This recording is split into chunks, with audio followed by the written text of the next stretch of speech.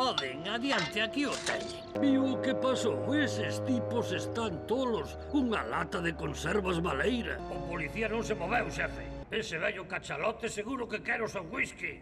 Pero se ese é o Llevel a Milá, sei que non sabe ler. Coñece este tipo.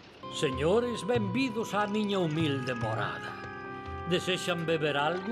Xa vexo, pero sexan un pouco máis precisos. Cal é o motivo desa investigación, señores? É unha peza única, o unicornio. Por 120 francos é seu, señor. De acordo, é seu. Síntollo, señor, acabo de vender. Vela, babor! A bonda, deixen de facer balbordo. Veña, marchen para a casa dunha vez e deixenlle dormir á xente. Cuidate de Alan, esta vez ímolo coller. Soldados, ás armas, un espía. Velo aí está, preparados.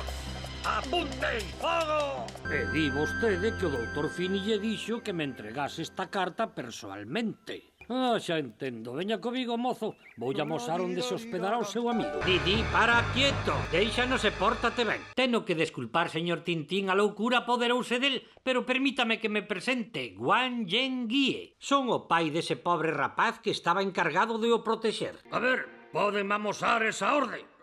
Quieto. A onde vai tan a presa, mociño? Rogámosles aos últimos pasaxeiros que estean preparados para embarcar. Estida inmediata. Por favor, despexe o peidal. Podería ter máis coidado. Ademais, isto é unha propiedade privada. Por esta vez pase. Colla o camiño que vai ao río, cruce a ponte e atopará a estrada xeral. Marcharon hai un pouco. Penso que se dirixían á estación. Ah, xa se ergueu, mozo. Salvouse de milagre. Fixo ben en aterrar no meu campo. Xa non dá máis cacardos. Pero que facía vostede voando con semellante nevo? Non é nada, mozo, sabe? Aquí nunca pasa nada. Así que é un gran prazer axudarlle. Vaites, parece que non foi vostede o único que se estrelou. Perdoe, pero coñece vostede eses condenados? Vai a tempo, señor. Bos días, señores. Sí, así é. E teñen vostede sorte. A súa chave non está aquí, o cal significa que está no cuarto. Por suposto. Lamento, señores, pero non contesta. É o cuarto 122, cuarta planta. Oh, que mágoa. Debeu marchar cando dei a volta. Sintollo moito, señores. Ben seguro que se cruzaron. Agarden, esta mañá preguntoume polos trens para Nión e pouco antes pediume que lle puxese cun teléfono dalí, cun tal señor Topolini ou Topolino... Ás 16:40, pero xa é demasiado tarde. Unha bombilla. Non, é imposible, ten que ser un erro. Segundo as observacións do profesor Starius sobre os obxectos sólidos que se moven polo espacio interplanetario, sería...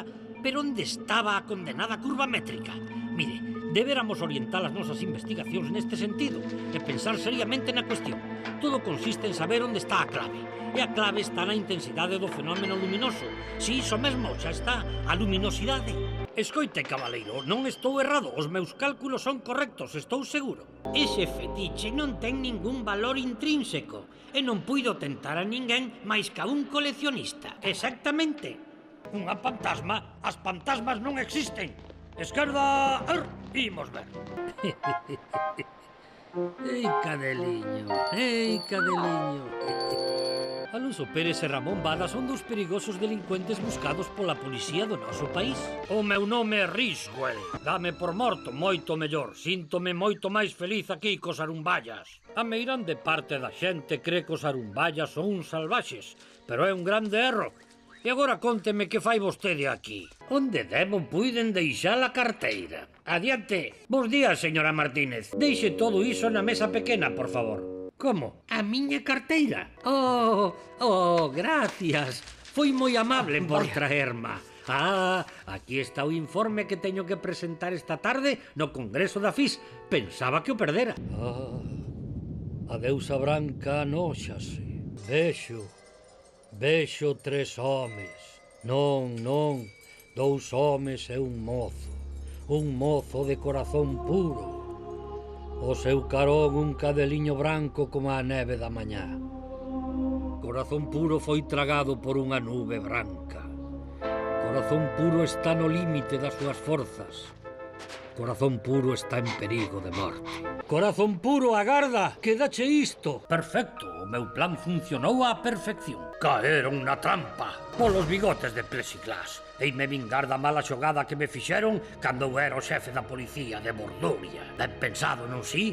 A suposta conspiración contra o general Tapioca. Si, non é parvo, rapaz.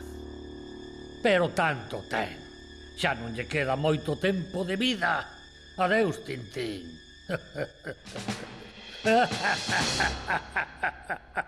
Síganos.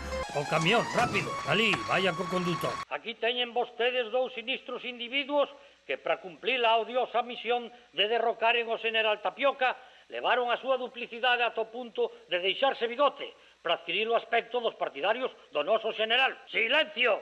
Pido para estes dous miserables a pena de morte. Crise do petróleo. A inexplicable baixada da calidade da gasolina está a crear inquietude entre a opinión pública. As compañías de navegación aérea decidiron suspender o tráfico por temor a posibles accidentes. Entrégalle isto ao noso contacto ali. É fundamental non cometer erro ningún. Alguén nos está escoitando. Espidol Star, aquí a oficina central da Espidol. Conteste. Despois de embarcar a mercadoría en Quemet, póñanse en contacto coa compañía para coñecer o seu seguinte destino. Cambio. Doucha benvida, son o Xeque Babeler. Alégrome de que te uniras a nosa nobre causa. A ver, cando chegan esas armas? Pero entón sei que me mentiches, moinante. Este home é un espía. Levantade o campamento. Atádeo e que veña con nós. Servirános de refén. Veña en marcha, en marcha. Desátao, abandonarémolo. Non, lamento moito, señor, pero non coñezo esa persoa. Un paracaídas, déame un paracaídas. Paguei o meu billete e xixo que me dean un paracaídas. Atención, unha nube de pó na dirección indicada. Preparado para disparar. Misión cumprida.